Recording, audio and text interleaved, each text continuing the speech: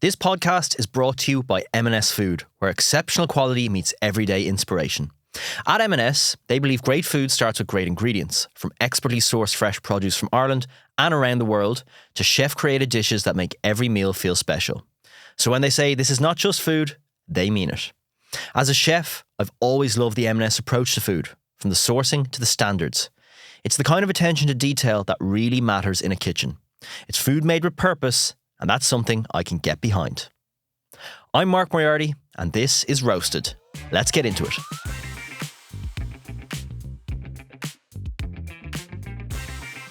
Welcome to Roasted with myself, Mark Moriarty, where I chat with notable people in Irish life about their lives through the wonderful world of food and drink. Sitting in front of me today is a guest who bears arguably one of the most notable names in Irish political and public life. Now, correct me if I'm wrong, having first been elected as local councillor in 1999 and has since 2011 represented Kerry as an independent TD, currently holding the position of Minister of State. None other than Michael Healy-Rae. Welcome to Roasted. Thank you very much, and I appreciate very much you taking time to meet with me, and I would have never thought I would be notable, but sure, I just do a job, that's it. I think I undercooked it on notable. Yeah. You're more than notable, Michael. Thank you for coming up this morning. We're here very early. Now I'll kick off with, I'll put that in front of you. Yes. There's not much of it. I'll give you a spoon. Yes. So we ask every guest on this show if there's one ingredient or one dish that really stands out to them, and yours was porridge. Well, yes, you see, the most important meal of the day is breakfast. And it's like the car. The car won't go unless there's diesel or petrol inside it. I can never understand the constitution of people that are able to get up and go out the door without something in their belly, because I just think it's crazy. You need something inside you to... A bag of spuds will not stand unless there's spuds inside it. So, I don't know. I just think it's vital that you eat something. And that was the first... I haven't made porridge, I'd say, in 20 years. That is as simple as it gets. So... Tell me about the food you do love. What's your eating like?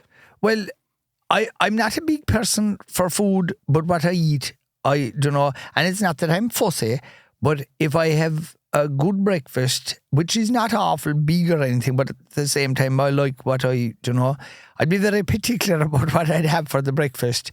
And it's always the exact same thing. There's never a change.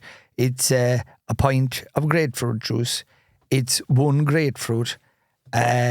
It's a bowl of there's a lady in Killarney that has a restaurant and pub and all that. It's called the Laurels, and she makes a type of granola that you can't get anywhere else in the world. Like when she, God forgive me for saying this, but when she'll die, I'll die, because I won't have anything to eat. So to be fair to her, she keeps me supplied with this, and it's the exact same amount of it. It's not a lot one morning, it's the exact same portion on top of a Weetabix with a bit of milk and heated, and that's that, and then a boiled egg, and that's it. How long have you been having that breakfast for? Oh God, but as long as I can remember. Really? And then a deviation of that is if I am away and if I don't have the granola with me, but I do take it with me. In the suitcase? But, yes, but if I get caught out in a small little Tupperware thing, but if I get caught out and if I don't have it, then I will have porridge. So I try, like if I'm in a hotel or something, and if I can't have the granola, it's a bowl of porridge. You're a creature of habit, so? Very, very much so. And then I like eating. I hate eating late at night. I like eating my dinner literally in the middle of the day. And I know there's this story about my father and the plain people of Ireland that eat their dinner in the middle. But it's not because of that. It's just from a practical point. If you start early in the morning, 1 o'clock is started the dividing time. You shouldn't eat anything anywhere after 6 o'clock in the evening, because it's totally bad for everybody. You should be fasting from 6 o'clock on. It's fine to have fruit or something like that late at night, but or a cup of tea. I love cups of tea, but I don't like tea out of tea bags. It has to be in a pot. It has to be 2 spoons. The pot has to be full to the last, even if I'm only taking 1 cup out of it. The pot has to be scalded twice, and then have a nice cup of tea. I'd say you'd make a very, very good chef with the attention to detail that you put into everything. No, I'd be the worst person. If people were relying on me to cook for themselves, or for me to cook for myself or do something, which I can't do, but like I can take care of myself with those simple things, but cooking for other people, even though I did do the restaurant one time, all right. Did you? I did. Go on, tell me the menu. I don't think I was any good. I know what I made, all right. The Bishop of Kerry at the time, very nice man, Bishop Bill Murphy. I had been at an event with him, and there was nettle soup, and I had never had nettle soup, so I said to him, God, this is lovely. And he said, well, no, it's okay, but it wouldn't be as good as my own. So I was looking at him and I said, you make nettle soup? And he said, oh, I do. And I said, how do you do it? So he explained it to me, and you'll be talking about being particular now. He was very particular about his nettle soup. And of course, the most important is, where do you get your nettles and what are your nettles like, and what condition they'd be in when you'd harvest them for the soup. So I said, would you ever write it out for me? So he wrote out exactly how to do it, and he gave me a piece of paper. I still have it to this day. And when I did the restaurant, I made sure that nettle soup was on the agenda. That was your starter? Yes. What was main course? I don't know. It was fish anyway that I had got from a local fish company, Star Seafoods in Kenmare. Yeah. And so no, it was good crack. Yeah. How many stars did you get out of 5? And it isn't that I'm ashamed of it. I don't remember, but I know I would be no good. Like, I mean, I wouldn't be good at that sort of thing. What do you think of the kitchen atmosphere when you? Because that's a pretty intense show. I think they film it like a real. Oh yeah, kitchen. It was an excellent show, and I enjoyed what I'd call the real chefs that were there, and everybody. They were very nice people, and it was a great show. I enjoyed it. It was a bit of fun. Go back to a typical day in your life. What does a busy day look like for you? A busy day, the best way I describe it, you're burning it at both ends. I start early and I finish late, and I pack as much as I can into the day, So like, eating is important, because I'm not joking about it. You can't keep going unless you eat, but it's what you eat, I suppose, is important, And what time do you get up at? I'd always be up, we'll say around 5 or half 5, that sort of time, and I'd be on the go from then until late at night, How late would it go? Well, last night, for example, I was at the European Economic Forum that was on in the Europe Hotel in Killarney, and I think I left there around 12 o'clock last night and came to Dublin then. So it would have been, I docked sometime in the middle of the night. So you're talking about what? Yeah. 3:30 before you're in Dublin? Exactly, yeah. And then you're like, we are recording this early this morning, like you came in the door here at 7:30. So. Yeah. But sure, look, but you're going to be dead a long time. You're going to be lying down for so long. It's a completely futile exercise to be practicing now. Like, I mean, you should be vertical all the time if you can, and then only lie down, have to, and then go vertical again, because you're going to be lying down for a very, very long time. So why be practicing? How do you keep the energy up? Well, and it isn't. I love drink. I love to see other people drinking, but I don't drink myself. Okay. So I suppose that is a help, because, don't get me wrong, I'm not one of these people now that, I don't drink, so nobody should drink. I love seeing other people drink. I love being in pubs, but... Your family have a pub? Correct, yeah. And, but I haven't had a drink now with... 9.5 years, but I'm not counting or I'm not checking out, but I mean, I just happen to remember it is 9.5 years. But it would be an ambition of mine in life to drink again. Yes, but not when we're in politics. Let me ask what age you are. I'm 58. 58? Yes. That is still quite an intense schedule and lifestyle at that age. Yeah, well, but sure, my father was 67 when he got elected to the Dáil for the first time, and he went on for a long time after that. So it's a little bit like Charlie Haughey one time when he said, somebody asked him about retiring. He said, well, those Chinese leaders, they go on a very long time, he said. And he frightened the living daylights out of all of the people in politics at the time, because they had an idea that he was going to be there into his late 90s or something. Talk to me about your your dad, your family, steeped in political tradition, steeped in sort of Kerry folklore, where did the interest in politics start in your family?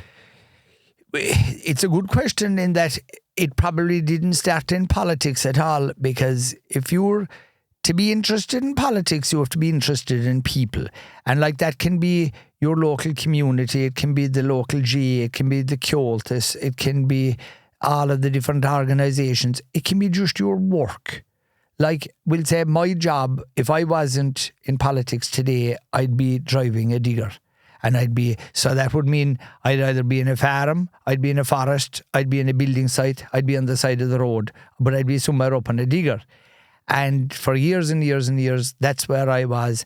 And I used to love going around, and we'll say you'd leave one job and you might be there, you could be there for a year, you could be there for a day, and then you'd go to somewhere else. And you'd be meeting new people all the time. And people are very, very interesting. And the interesting thing about people is, like, 99.9% of the people are terrible, terrible nice. They're terrible, terrible sound. And you can have great fun and crack with people. And it's not as though like that life is all a barrel of laughs, because as you know well, it's not. But there are people that when you meet them, it's a case of everything is wrong. And then there's other people and they just continuously have a smile in their face. Like when I was going to school, there was one man in my class, and I always remember him. He's over in New York now. And do you know, when I think of him, when I'm thinking of him now, I'd be inclined to smile and laugh. And the reason being is his name was Donald O'Callaghan from Kilgarvan. But Donald never in his life went around with a serious head, no matter what had be happening. He used to always have a smile.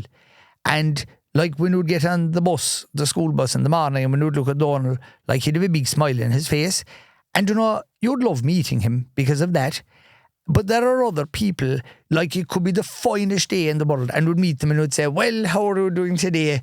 Ah, God, the heat, do you know, it would kill you, wouldn't it? And then the following day if we met him and it was raining, well, this rain, will it ever stop? And sure, there are people like that hot nor cold wouldn't agree with him. And then there's other people, no matter what they're at, they'd be quite happy. And I suppose in life, work is so important, but if you find something you like doing, you actually never work a day in your life, because it's not work. And the day that you were going out the door and were not happy going out the door, in other words, that is a drudge or something, like that's the day you want to start to pull yourself aside, look in the mirror and say, right, what else should I go doing now that might be better for me? Because, you know, you shouldn't be at something you don't like. And it isn't that everybody's job is perfect, but you should try and find something that's suitable to you. So what do you enjoy about your job? I enjoy helping people. I like meeting people. I like challenges. I like problems, trying to come around problems. You see, when people vote for you or when you're elected to something, it's like trust. And when a person rings you, they're trusting you with their problem. Sometimes you have very, very private, personal business, and you have to treat that very delicately. It's a big responsibility. And no job is too little, no job is too big. Because if you have good contacts, you'd be surprised what you can help people with. And then there are times that no matter what would happen, no matter what would be said, you can't help the person. So, you know, I wouldn't be trying to say, oh God, yeah, everybody that comes to me, you can sort everything. But the main thing is that you try, and people are very kind. And if they know you're trying, and if they know you're making the effort, if you get the result, great. And if you don't, and I'm very lucky that I have great people around me helping me, because, your service is only as good as the people that are with you. Did you get into politics because of your dad? No, absolutely not. It was I had an interest in politics, but my father was a great role model, but I wouldn't go saying, oh, I wanted to be a politician because my father was a politician. I would be very stubborn in that, we'll say when I ran first, I ran in an area where there wasn't a Healy-Rae before. I didn't get co-opted. I had to put my name forward and get elected. And sometimes you see it works the other way. like if your father was retiring or something, you could get co-opted. Well, that wasn't the case in my case. I had turned my seat. I only barely won it, which was the best thing ever, because I only barely got elected, and it showed me and it showed us all that yes, this is possible, but you have to improve. You have to up your game. Like, there was nothing soft about it. I was handed nothing. So, that was their satisfaction in that. Did you get on with your dad? Oh, God, yeah. And like, what I was like about my father was he had great advice, he had great wisdom. And again, it wasn't all politics. Like, my father was a great man at all the jobs he did. Driving diggers, farming, music, anything he ever did, anything he ever turned his hand to. But he was smart. Like, he had a great, leveler in life that nothing fazed him, and he'd take on anything. He was afraid of nothing. And again, the other thing I liked in very, very much is he started with nothing. Like, he would have been, helping. He was the eldest of a second family of 6. And he would have had to go to the local village selling turf, with a horse and rail, and get a bit of money to help his mother, because my grandfather was disabled in his, even when my father was young. So as a provider, it was sort of my grandmother and my father. So, there's all those sort of things about my father. That's complicated. I didn't know that. Yeah, that I liked, in that he worked his way up from nothing. And like, if it, the way you hear people debating about turf? Well, like, if it wasn't for turf, my father and my grandmother wouldn't have survived, because they were from a very small farm of land which wouldn't have been making enough. My grandmother cut turf barefoot, and my father's job then was selling it, and that bit of money was enough to help them to buy flour and buy the things they couldn't make themselves. They had their garden, they had their few animals, they had their bit of hay and different things. But like, when it came to other things for the house and for keeping the family going, if it wasn't for turf, they wouldn't have survived. Some people might argue that was from a different time and mightn't have relevance in today's day and age. It has great relevance in today's day and age, and I'll tell you why. Woeful want, what is it? Woeful want makes woeful need, is it? In other words, if you have that sort of a background, and if you start with nothing, and you have a great appreciation then of everything, because it's a leveler in life, that the less you have sometimes, and you start out, if we are able to get on, then you really appreciate it afterwards. So I don't know, it's just, that's my idea. Are you different from your dad in any way?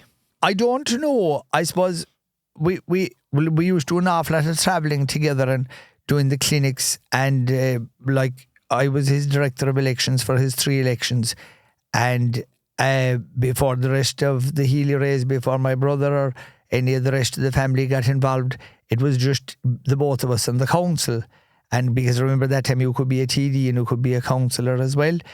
And we used to do the clinics together. We used to travel the constituency, and I learned an awful lot. And you would have great crack with him. Like, he was a very interesting person to be with. So there was never a dull moment when he was around. Bring me back to childhood. Talk to me about what you would have had in your lunchbox going to school as a kid. Well, you reminded me of a story because of coming on this programme. There was a woman used to help my mother when all of us were small, because, as you could imagine, it was a sort of a busy house between all the different work and everything.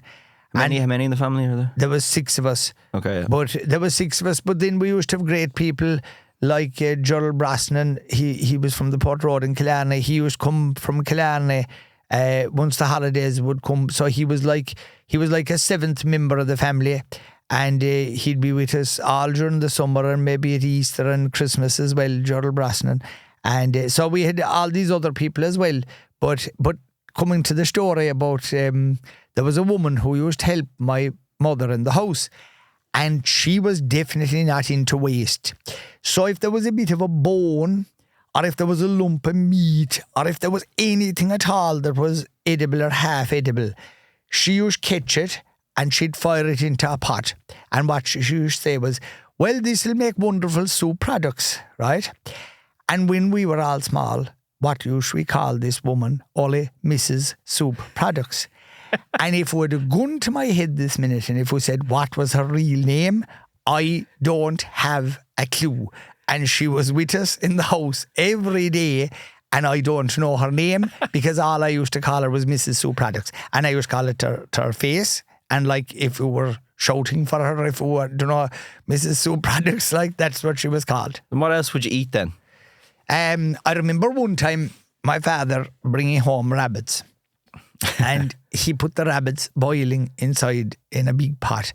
Now, I don't know whether this is normal or not, but like we had to run out of the house because the worst smell that I ever smelt in my life came out of the kitchen when my father was laughing at it.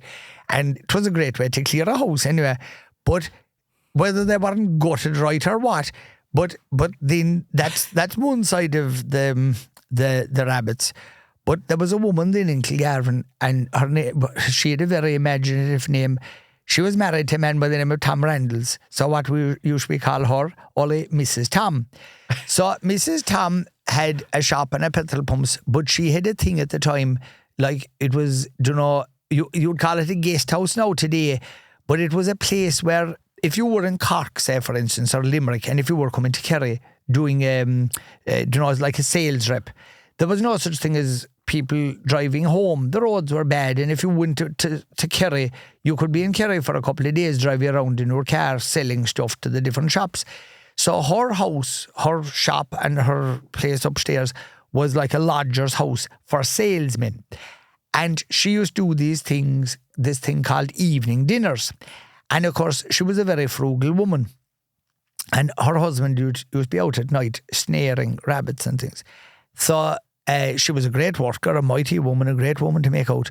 But when she'd have the rabbit cooked anyway, and when there'd be a strange salesman, maybe a strange guest staying there, and she'd have the evening meal, and they'd say, well, Mrs. Tom, this is wonderful meat. What is this at all? And she'd say, oh, that's the best of chicken, dearie, right? And it was rabbit. But you see, at the time, rabbit would have been it was pre-myxomatosis. You know what myxomatosis is? So the myxomatosis did away with a lot of the rabbit eating. But no, we'd have been my mother would have had she was a great woman to cook, but we'd have had chicken on a Sunday, spaghetti on a Saturday. A what? What? A what? Spaghetti? Yes. Tell me. Like, Balganese. Oh, sorry.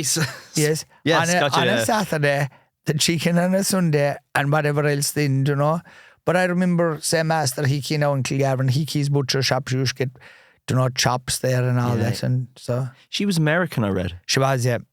She was a smart woman. Yeah. From New York. Yeah, she worked on the Syrian consulate. She could speak 7 languages.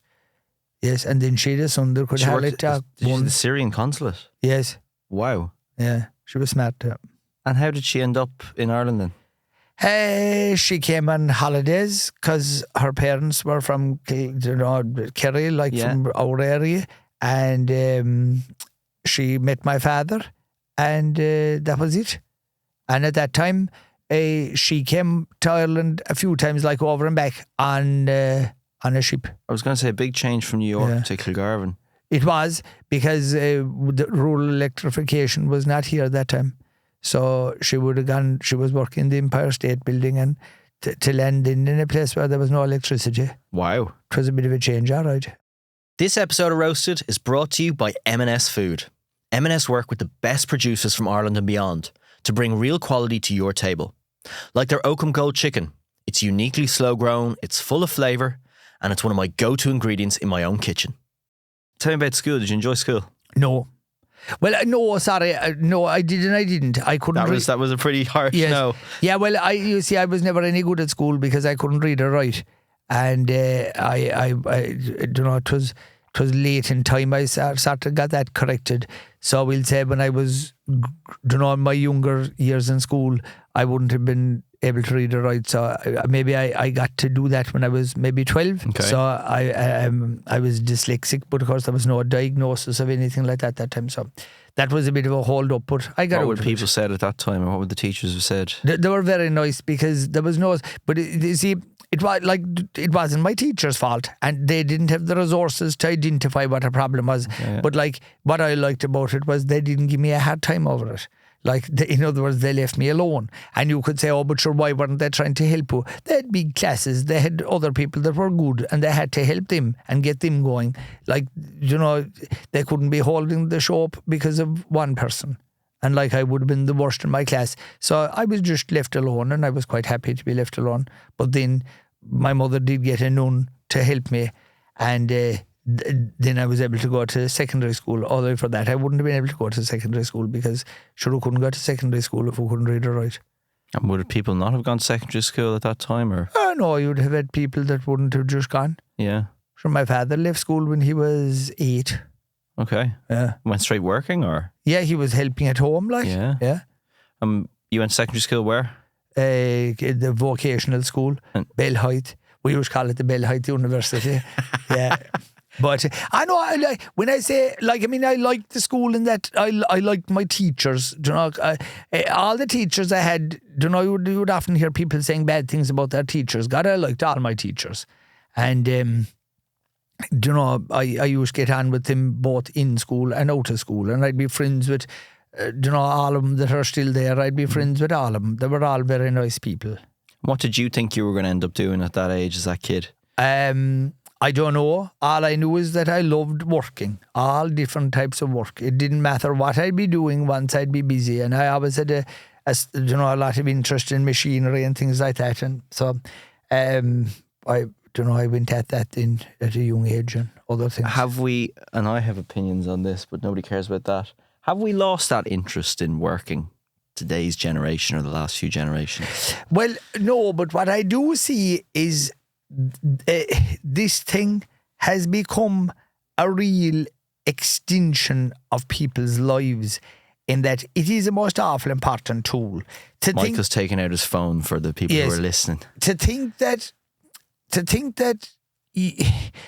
that any question in the world that you have, any knowledge you want, you can be inside in a room on your own and you can get that knowledge because you have a computer in your pocket. Sure, that is brilliant. To think that you can talk to or send a message to anybody in any part of the world, that's very important. It's a great advancement. But having said that, the whole idea of that people look on their phones now as an extension of themselves, I think that's crazy. And the whole social media thing is out of hand. And what I mean by that is the idea that people can, say anything they like. It can be lies, it can be libelous, it can be anything. And they can still say it with complete absolute surety that it will be put up. If somebody spots it or complains about it, it can be taken down. But there should be some checks and measures on that. And who am I blaming for that? I'm blaming nobody. The people that operate the platforms, I'm not saying it's their fault. Legislation, I'm not necessarily saying that it's the legislator's fault, which in other words would be our fault. But something will have to be done about it. And you see, it's out of control almost, the growth. But you see, and then you're going to have people saying, oh, so he's saying you must hamper free speech. I am not. No. Well, I'm not. Who are these people that say that? But you would have people that would say that. But the way I'll put it to you is, if you look at what you're doing now. Yep. You're doing a show a podcast that you're putting out. Like, if I was to say something on this now that was libelous, that hurt somebody, or that was offensive to somebody or some sector of society, you couldn't put it out because you're responsible. Yeah. The mainstream media, the newspapers, the radio stations, if something ever comes out that's factually incorrect, you see a little apology in the newspaper. Sorry, we named the wrong person or gave the wrong address or said something wrong, and they apologize for it. So there's regulation and there's clarity on what you're saying. But on social media platforms, it is a free-for-all. And do you know, what goes on in it is frightening. And have people said things to you? Yeah, sure. I mean, but sure, look, do you know, I used to always say long ago that the only thing the Healy-Raes were never accused of was murder, right? And would you believe it? I can't actually say that now anymore. So that's how bad it's gotten. And like, it's out of control. And there's no, it's like a loose cannon now, and it's a case of anything goes. But the crazy thing about it is, and this is what's crazy, just because some one person puts up something, no matter how outrageous it is, you have people then that look at that and they agree with it and say, oh, I never realised that. And they take that person's version of life as being factual. And I don't know, something will happen.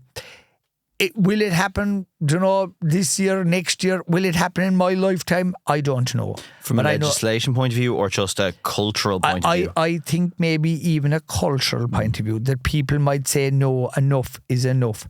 And again, don't mind even people like us. What about youngsters? What about teenagers who are vulnerable, young little boys and girls that are starting out and maybe starting relationships and being friends with people and things like that? And next thing, hurtful things would be said about them, mocking them, you know, maybe taking rude pictures and putting them up, or different embarrassing things, and then that upsets them so much and hurts them so much, and that it gets inside their heads, you know.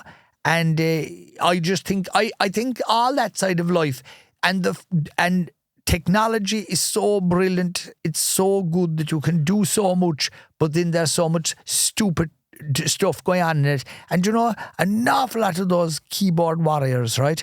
What I would love to say to them is, would you ever just go away and get a job? Go away and do a bit of work. And don't be staring into your phone and a fool. Do you know? And there are people who have become fools to their phone. In other words, they're like slaves to their phone. And but maybe if they had something more productive, like work, do you know what to concentrate on? Because if you look at the very time that all the activity is on that sort of thing, when is it? It's not at 6 or 7 o'clock in the morning, anyway, or 8 o'clock or 9 o'clock in the morning, but it's like at 10, 11, 12, 1, 2, 3, 4 o'clock in the morning. What does that tell you? Are they going to work in the morning? A lot of them. They are not. No. But it's a case of, I'll stare into this thing and I'll delve into this world. But anyway, enough about that. Because, it's really interesting. And I wanted to bring it up with you because you said something there that probably if we had this conversation 10 years ago, you wouldn't have said it, which was, one was using the word mainstream media, which is obviously now, that is a thing that has changed in the last 10 years. But then I'm always struck, and I agree with you completely. And we see it in kitchens and attention span and younger kids who can't hold a conversation or will never answer a phone and have a conversation. It's all on text. But then when you see what's going on in America and all the political figures over there and what they're putting out and what they're saying, it's kind of depressing. It's like, well, if the so-called leader of the free world is spouting this, how are we going to change the culture or change it for the better? Because electoral cycles come and go. There's no politician will ever stay in politics forever, because three things happen. Healy-Raes. No, three things happen every politician. You die, you retire, or you lose.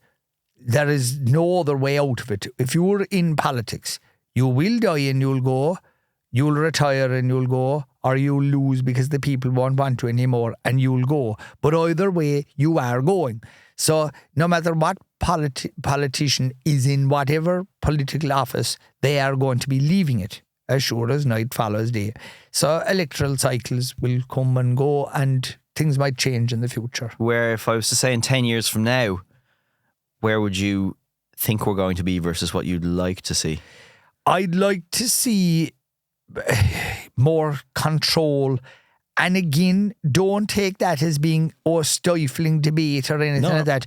I'd like to see more control on the truth. My father always said you can say whatever you like about anybody once it's the truth. And I have to tell you this. Sorry, that is a great statement, because that could be taken so many ways. Yes, but I'll put it to this way. He was doing an interview one time with a very nice man. And my father said something about an individual, and he said, I worked for him, he said, and he was the meanest man in all of Ireland. And he was cross about it. Like, he said he was the meanest man, he said, I ever in my life dealt with. So when the thing was over anyway, we were in the car going away, and I said to my father, he said, was that all right? And I said, oh yeah, it was fine. The only thing there, I said, what about your man there? I said, you said he was the meanest man in Ireland. I said, his family are going to be watching it and things like, and how will that work out? And my father looked at me. Sure, he said that, don't they all know that I'm telling the truth? Sure, they knew him better than anyone, and he was the meanest man in Ireland. And the next thing, he got quite cross, and he said, didn't I tell you before? You can say whatever you like about anything once it's a fact and once it's the truth. And he said he was the meanest man in all of Ireland, and he said, I'd go on the television tonight, he said, and I'd tell it because it's the truth. And he said, as for his family, they'd back me up, he said. So it comes back to the whole thing. If it's factual, you can say it. Yeah. On social media, you're very good at it, or your team. I still to this day go around with that song in my head from the last election cycle where you had the TikTok video. Oh yes. With the Billy Joel song. It starts off with, oh yes, he puts turf in the fire. Yes. And you'll be voting Healy-Rae on election day to the tune of, I won't sing it, but what is the Billy Joel song? I know it. But and that went around, and let me give you a potential opinion that maybe the wider public might have, that these Healy-Raes down in Kerry, and they're very traditionalist and they're very old fashioned. That social media you did was in every WhatsApp group in Ireland. Mm-hmm. You've topped the poll in the first count in the last 3 elections? We're close enough. So dare I say that you're using social media very, very well, and is there an element to you of, we'll say this and we'll play the old Kerry thing, but no one's around that long in politics without being a shrewd operator behind the scenes? Well, you see, I'd have great help in that. My son Jackie does an awful lot of that, and then the brand geeks, Chris McGilligoody and his family, they're very good, at all of that, and the team, and and the songs and all that. We have great people that have helped us with the songs over the years. All over TikTok. Yes. And I haven't got my head around. I'm 33. I can't even figure out TikTok. Yet this was exploded. Well, I thought what was very funny in the last election, we did a TikTok, and it actually made the 6 o'clock news and the 9 o'clock news, and I thought that was very funny. It was that girl. What's her name? She's a famous singer. Taylor Swift. Taylor Swift. And it was just something silly like Taylor Swift saying to vote for me or whatever. And there was some argument that it was these deep fake, or it was an AI. I wouldn't know Taylor Swift, and I'm sure that Taylor Swift would definitely not know me. But of course it was one of those things, and it was a bit of fun. And that actually made the mainstream media. So that must have been doing something right. I think it was the first time that AI was used in an election. But and again, there's nothing wrong with doing something like that when it's for a laugh. But you would hear of people doing those things to hurt people, and using AI to put maybe dirty words or nasty words coming out of your mouth to make you look bad. And sure, that's horrible. I mean, nobody could say anything against Taylor Swift asking people to vote for me. Sure, there was no harm in the world in that. Am I right in thinking there was someone famous that followed you off the back of one of the... Was that you? There was someone... I didn't do my research on that. We'll keep going from that. Rural Ireland versus Dublin. I would suggest you're the bastion of sort of one side. I've never met you until today, but I can tell that Wiley Operator comes to you know exactly what's going on, but you would play up this idea of rural Ireland versus Dublin and the difference in Irish culture. There's very nice people in Dublin, and there's parts of Dublin that are like rural Dublin, if you know what I mean. Yeah. If you go down to the Liberties and places like that, you'll meet very, very nice people. You'll meet nice people everywhere you go. But I suppose the hang up that I'd have about Dublin is that sometimes governments are imbalanced, and there's an over concentration in Dublin, in that they think that there's nothing outside of Dublin. They think there's a wall built at the Red Cow roundabout and that we don't live beyond it, and that we're like a preserve, like a national reserve, that you'll go and give a look at us every now and then and see are we all right. But this government is going to be different, in that this government is far-reaching, and it understands the difficulties that we have in rural Ireland and on the west coast, and not to mind the extra rainfall we get, but and that's what you want from governments, is you want them to be fair and balanced. And yes, of course, Dublin is very important. The people that are here are very important, but all of the money need not be spent in Dublin. We need it to be spent around the rest of the country as well. That's very important. Balance, fairness, spreading it out. Talk to me about, don't mind the politics, the cultural thing. What are the big differences between... Sure. Let's not say the West of Ireland. What's the big difference between people from Dublin and people from Kerry? And obviously the tradition of that and the football connection. And I see it from my family, like it's just steeped in history and the stories and the crack. There is a connection there as well culturally. There's very interesting things about Dublin if you read the history about Dublin and what it was like to live in Dublin.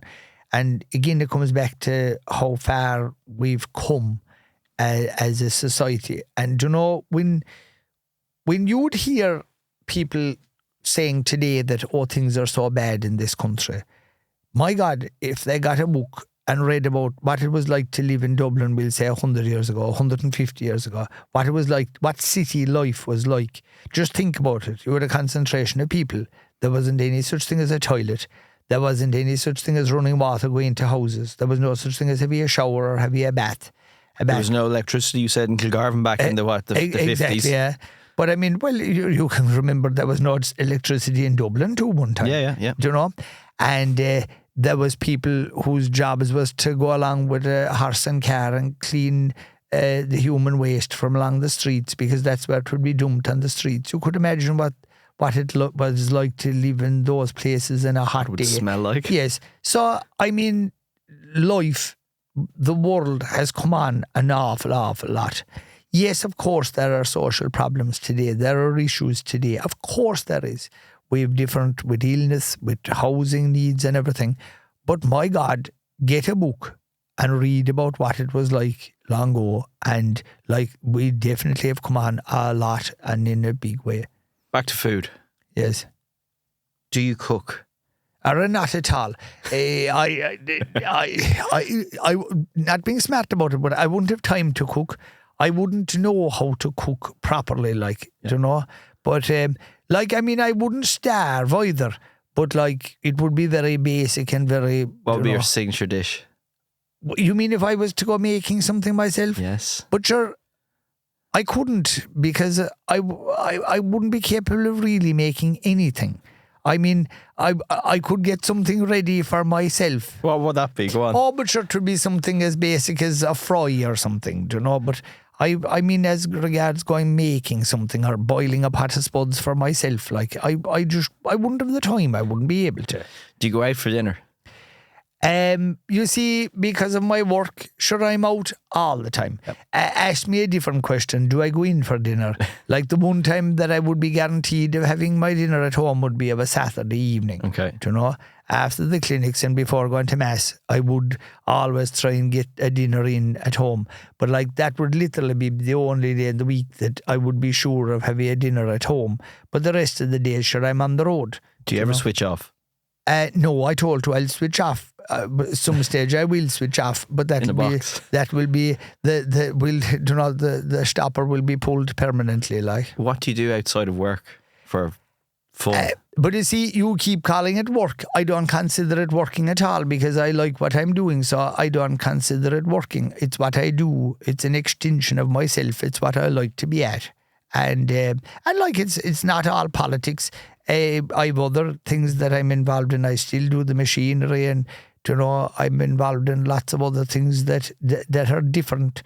And if you would change different things, and if we were concentrating on different things at different times, so that's like a break in itself, And but everything I do, no matter what I'm at, I enjoy it, and I think that's so important. That's why there isn't enough hours in the day. If you like what you're at, like you want to get going as quick as you can because you want to get something done to get on to the next thing, to get on to the next thing, get on to the next thing, and the day you shouldn't be doing what you're at is when you're not enjoying it, And like I would never run for politics if I thought that I wasn't going to be able to give it 120%.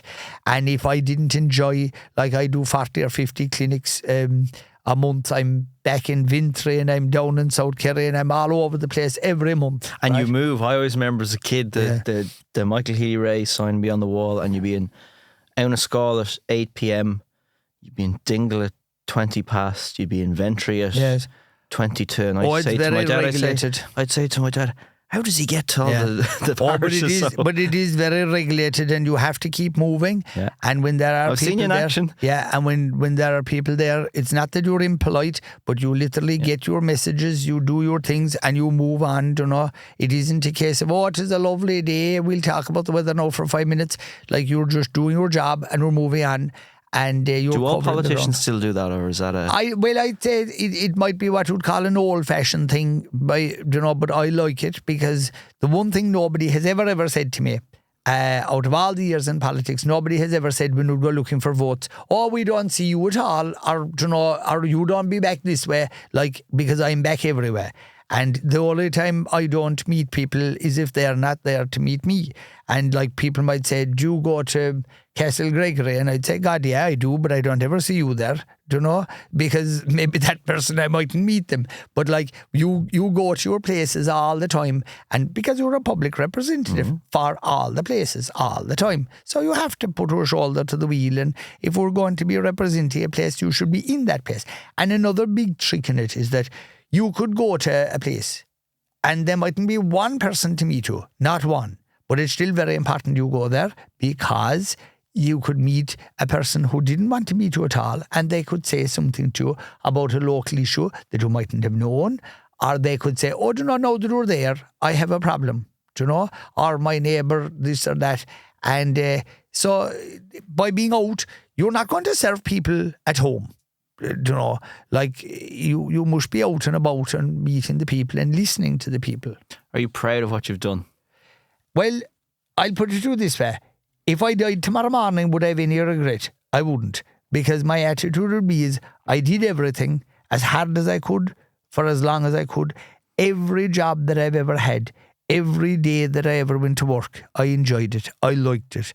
And no matter how hard it was or no matter what type of difficulties there was, because don't get me wrong now, it wasn't as though that everything has been an easy ride or something like that and that everything was no bother. There was piles of bothers, do you know what I mean? There was piles of worries, there was piles of tribulations, but I wouldn't dwell on that. I'd start to dwell on that we were getting so much done and we were driving on and we were driving on. And if we enjoy all that, sure, it is brilliant. This is great. Last question. It's kind of one I've always wanted to ask. Have you ever been photographed without the cap on? But sure I would of course be, because sure, I mean, it's not welded to my head. Or do you ever take it off? I do, of course, when I'd be receiving Holy Communion. Do you know? Funny one about that. The day of my father's funeral, myself and my brother spoke, and when I was going up to speak, because of the fact that we'd be getting up on the altar and that, I wouldn't take off my cap. And there was a couple of priests, overseeing the mass. But the main priest, anyway, he was standing near a microphone himself. And he said to me, "No, Michael," he said, "don't take off your cap." Right? And he said this in front of everybody. And I thought, all right, Father, I'll do what I'm told, So I left my cap on. And I like when I'd go into church, I wouldn't take off my cap because I don't. Because you'd see piles of other people. They don't. Women, they're not asked to take off their cap, but I will take it off when I'm receiving Holy Communion. But when I have Holy Communion received, I put it back on again. And if that offends some nudie now, well, tough look nudie now, because that's the way I do it. And I don't ask people to take off their trousers when they're going somewhere, or their jacket or something. So I'll take it off when I want and I won't when I don't. Simple as that. Michael Healy-Rae. Yeah, thank you. Thank you so much for your time. It was an absolute pleasure. Thanks. Thank you. Okay. If you liked what you heard, you can like and subscribe. Please, if you can, leave a review or even just tell a friend. It makes such a difference to people listening to the podcast. You can also watch our full conversation on YouTube, myself and Michael. And I will see you next time.